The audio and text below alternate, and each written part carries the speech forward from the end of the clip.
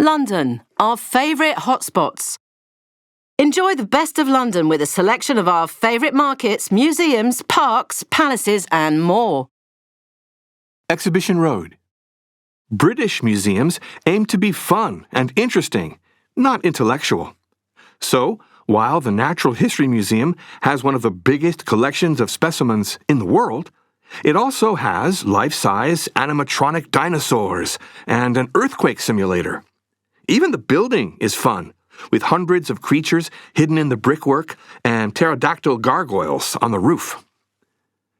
Next door, the Science Museum has a wonderful collection of machinery from the 19th century to the Apollo 10 space capsule.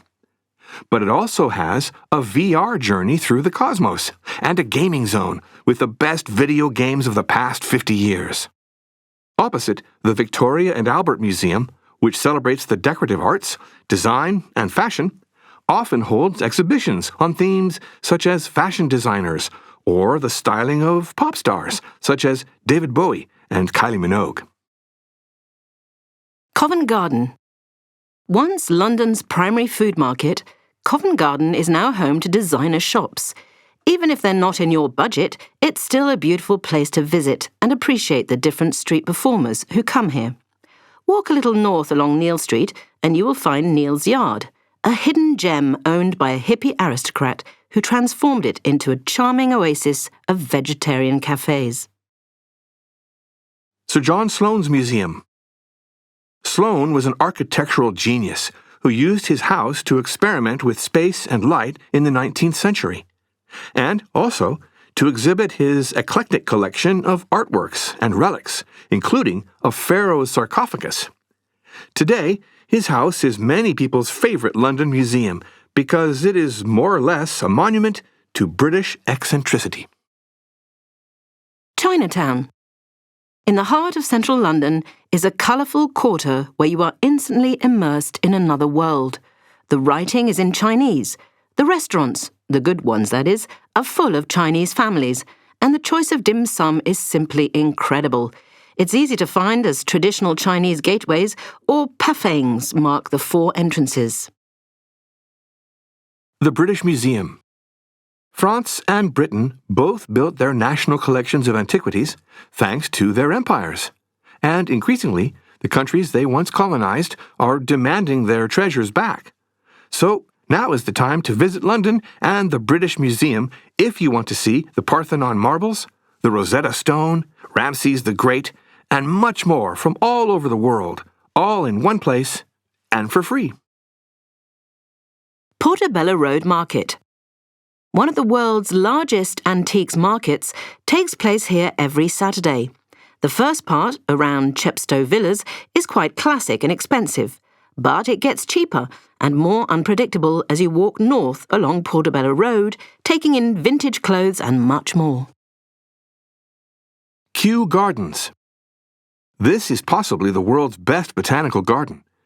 Kew's gigantic 19th century glasshouses recreate tropical jungle and other environments.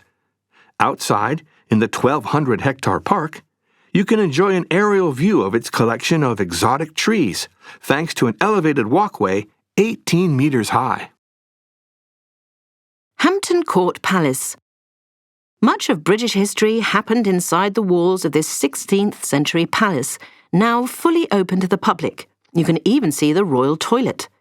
Reputedly haunted by at least 2 of Henry VIII's 6 wives, the palace's evening ghost tour is said to be great fun. Camden Market. With 27 million visitors a year, this vibrant mecca of street fashion is one of London's must-do attractions. It has come a long way from its 1970s origins as a Sunday market for punk and goth clothing and antiques. Now open 7 days a week, Camden offers everything from original fashions to mass-produced rubbish imported from China. But the atmosphere is still uniquely London, and it's a great way of spending a day. With hundreds of food stalls, cafes, and bars, there's also lots of choice for vegetarians and vegans. Highgate Cemetery. Neglected for decades, nature reconquered this 19th century cemetery and it is now celebrated for its romantic mix of vibrant life and death. Karl Marx is probably its most famous resident, and no, you don't have to be a vampire fan to love this place. Primrose Hill. Spend an afternoon wandering around the chic independent shops and cafes of Primrose Hill.